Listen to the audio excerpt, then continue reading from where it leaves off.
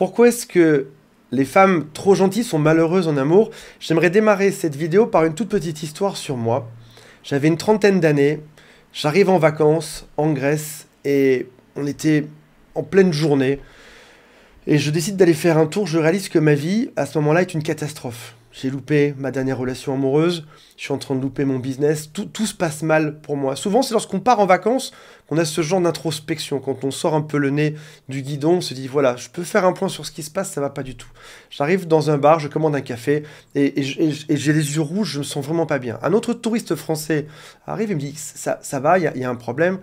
Et je déballe mon sac, je lui dis, voilà, je pense que je suis trop gentil et ça me réussit pas ni en amour, ni en business, alors que les gens qui n'ont aucun scrupule, souvent réussissent très bien et en amour, et dans leur business, et dans leur vie, avec leurs amis, etc. Tout se passe bien pour eux, et je trouve ça profondément injuste. L'injustice est un moteur très fort qui peut créer des dépressions au passage.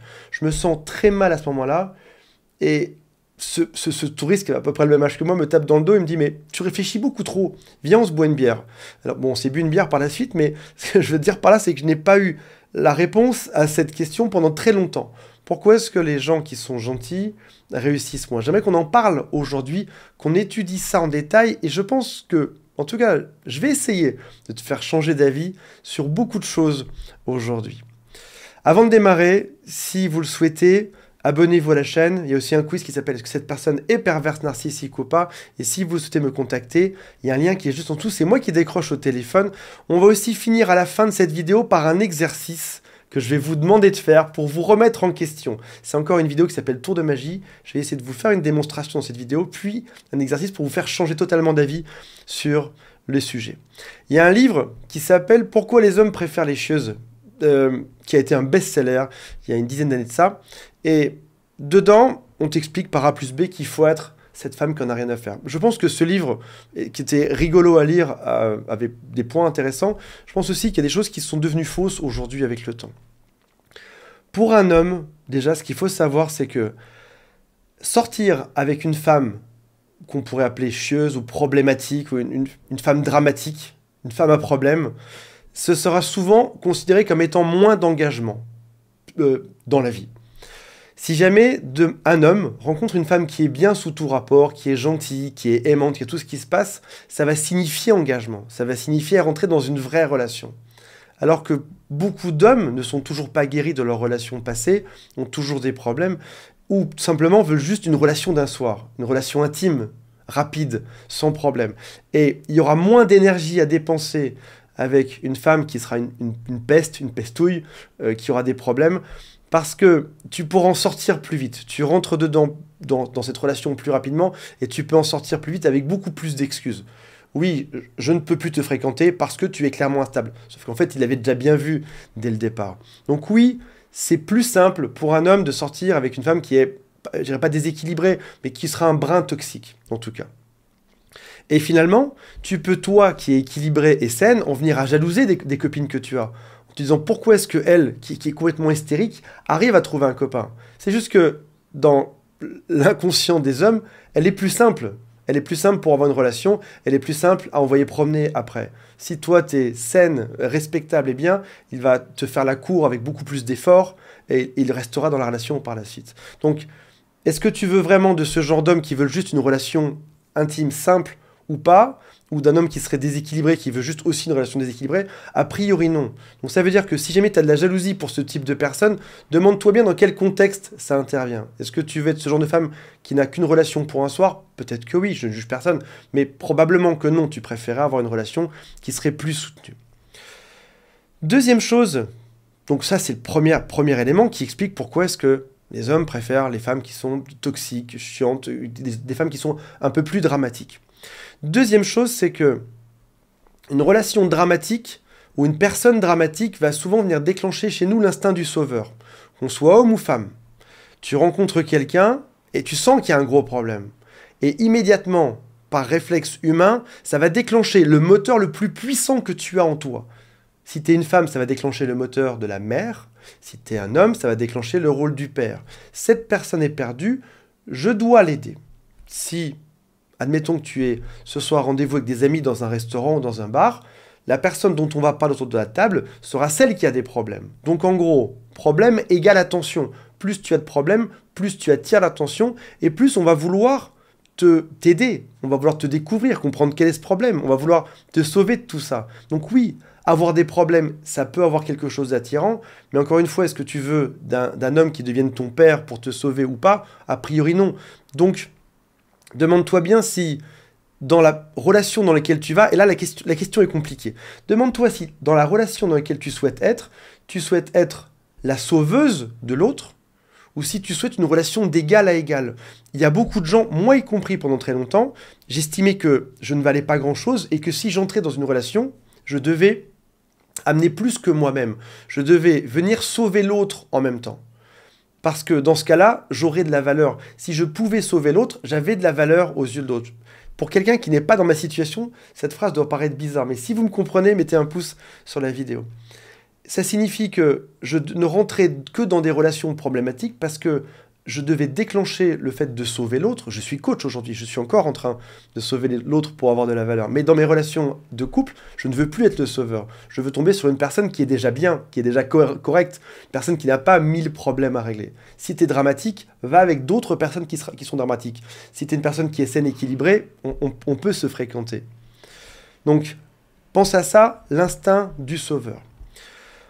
Troisième chose, quand on arrive dans une relation avec une femme qui n'est pas équilibrée, quelque chose qui est très étonnant. On peut s'autoriser à être soi-même. Je m'explique. Si jamais tu es un homme et que tu as des problèmes de colère, et que tu arrives face à une femme qui est déséquilibrée ou une peste, si jamais l'autre crie, tu peux crier aussi. C'est-à-dire qu'en gros, tu n'as pas besoin de faire un travail sur toi pour t'améliorer, sachant que tu vas niveler par le bas. Il se trouve une femme qui est à peu près là, niveau psychologie ou niveau équilibre mental, il n'a pas besoin de tendre vers le haut, d'aller vers une femme qui serait saine. Si toi tu es saine et équilibrée, il a besoin de faire un effort. En faisant un nivellement par le bas, c'est beaucoup plus simple. Elle crie, il crie, sans avoir besoin de voir un psychologue ou de se remettre en question. Si jamais il a envie d'envoyer tout promener, il peut, parce que l'ambiance de la relation sera dramatique. Mais encore une fois, pose-toi cette question. Si moi je suis gentille, saine, et de bonne famille, et une femme qui est cohérente, et qui veut une relation cohérente, est-ce que je veux de ça? Est-ce que je veux d'un homme qui sera peut-être beau, mais complètement dramatique, et qui aura envie de niveler vers le bas, vers quelqu'un d'autre? Non, tu préféreras... Bien sûr que ça va éliminer beaucoup de gens autour de toi, de penser de la bonne manière. Mais dis-toi que les gens dramatiques, avec les gens dramatiques, donc si tu jalouses ta voisine de bureau parce qu'elle a plus de succès, regarde le profil des gens qu'elle attire. Est-ce qu'elle attire des hommes qui sont équilibrés ou pas? Elle va peut-être attirer des gens qui seront comme elle, en fait, juste dramatiques. S'il y a des hommes et des femmes qui ont un faible niveau de conscience d'eux-mêmes, ou de leur psychologie, ou de leur progression, il y a des gens qui ne regardent pas de vidéos YouTube du tout sur la psychologie, ou le coaching, ou le fait d'être meilleur. Des gens qui sont juste devant Netflix, et je dis ça, j'y suis aussi, mais qui ne font que ça de leur vie, à regarder des choses, ou à regarder le câble, et des émissions abrutissantes. Il y a des gens qui ne font que ça. Toi, tu es peut-être dans un niveau de conscience qui est supérieur, ce qui va bien sûr te limiter plein de gens sur la planète. Tu ne pourras pas potentiellement être la femme de 100% des hommes, mais peut-être que de 10%, parce que tu as un niveau, tu as des standards, tu sais ce que tu veux, ce que tu veux pas. Peut-être même moins que 10%, peut-être qu'il n'y a que 1% des hommes qui te correspondront. Oui, tu seras sélective, mais tu t'assureras d'avoir le bon partenaire à la fin, de faire attention à qui tu fréquentes, sans jamais écraser tes valeurs ou mettre de côté ce que tu penses. Quatrième point qui fait qu'une femme dramatique ou problématique va plus attirer qu'une femme saine, c'est que l'être humain déteste le rejet. Les hommes détestent le rejet. Donc quand ils vont arriver face à une femme qui sera hystérique et non pas saine comme toi, dans ce cas-là, ils vont se faire rejeter à un moment donné. Souvent, ça fait des oscillations. Le couple part bien, puis il y a un problème. Puis c'est bien, puis il y a un problème. Mais qu'on se mette d'accord, l'être humain adore ça. Il adore avoir de gros problèmes, puis que ça s'arrange. Puis problème, puis que ça s'arrange. J'ai déjà fait beaucoup de vidéos sur ce sujet. L'être humain est entraîné pour lutter contre le rejet. Je t'explique. Quand tu es en maternelle, on t'explique que soit tu te comportes bien, soit tu auras une mauvaise note ou tu iras au coin si tu n'es pas bien. Quand tu arrives en primaire, on t'apprend qu'il faut avoir de bonnes notes parce qu'il y a un classement des élèves. Quand tu arrives au lycée, on te dit que si jamais tu n'es pas bon, tu n'auras pas le bac. Donc tu dois accepter de réussir tout, et si t'échoues, il faut recommencer, recommencer, recommencer. En gros, on t'apprend depuis ton plus jeune âge que si jamais tu n'es pas assez bon, tu seras rejeté pour tes études. Si jamais tu n'es pas assez bon, tu n'auras pas ton bac. Si jamais tu n'es pas assez bon après ton bac, tu n'auras pas de travail. Les gens ne voudront pas de toi. Donc, on nous a appris que ne pas être assez bon signifiait qu'on se fait rejeter. Ou quand on se fait rejeter, on n'est pas assez bon. Qu'est-ce qui se passe dans tes relations amoureuses? Quelqu'un te rejette, ça va venir activer le moteur qu'on t'a appris depuis que tu es né quasiment. On me rejette, donc je ne suis pas assez bon. Alors qu'en réalité, on te rejette juste peut-être parce que l'autre est toxique. Mais ça, on ne te l'a pas appris pendant tout ton primaire. Pendant les 23 ans, tu as fait des études. Pense à ça. On nous a enseigné que lorsqu'il y avait du rejet, il fallait se battre encore plus. Là où aujourd'hui, j'aimerais t'enseigner que très souvent, quand il y a du rejet, il faut juste dire « Wow, merci, merci de m'avoir prévenu. On va rester amis, mais on ne sera plus ensemble par la suite. » 5e point, on arrive à l'exercice après. Accrochez-vous bien. On confond souvent gentillesse et faiblesse. Il y a des gens qui me disent « Je suis gentil » et je tombe toujours sur des personnes toxiques. On profite de moi. C'est la phrase que je m'étais dite quand j'étais en Grèce, quand j'avais trentaine d'années. Il y a même un dicton qui dit « Trop bon, trop ». Je vous laisse compléter la phrase. Oui, il y a des personnes qui vont profiter de ta gentillesse et d'autres qui vont trouver ça génial. Mais l'idée, c'est pas d'être tout le temps gentil. L'idée, c'est de savoir à qui donner cette gentillesse. Barack Obama était aimé par 55% des personnes, 45% le détestaient, si j'amplifie un peu la chose. Mère Teresa était aimée par 7 personnes sur 10. 3 personnes sur 10 la détestaient. Mère Teresa, quoi. Donc on peut se dire que humainement, on n'est ni Mère Teresa ni Obama, on peut se dire qu'humainement, peut-être qu'une personne sur 2 nous aime bien, et une personne sur 2 ne nous aime pas, si on est réel, si on est lucide. Une personne sur 2 m'aime bien, l'autre personne sur 2 ne m'aime pas, et c'est comme ça. Parce que la forme de ma tête, parce que ma façon de parler, parce que qu'importe mon travail, qu'importe, une personne sur 2 t'aimera bien, une personne sur 2 ne t'aimera pas. Ce qu'il faut, c'est... Et là, c'est assez binaire. Il n'y a pas d'entre-deux. Il n'y a pas de « je l'aime un peu, mais pas trop ». Non, non, c'est soit on t'aime bien, soit on t'aime pas. C'est à peu près ça. La vie est assez simple. Donc, il faut être bon ou gentil avec les bonnes personnes. C'est-à-dire qu'il faut donner aux bonnes personnes. Si jamais tu te donnes à quelqu'un et que cette personne profite de toi une fois, dis-lui « stop, toi, j'arrête de te donner.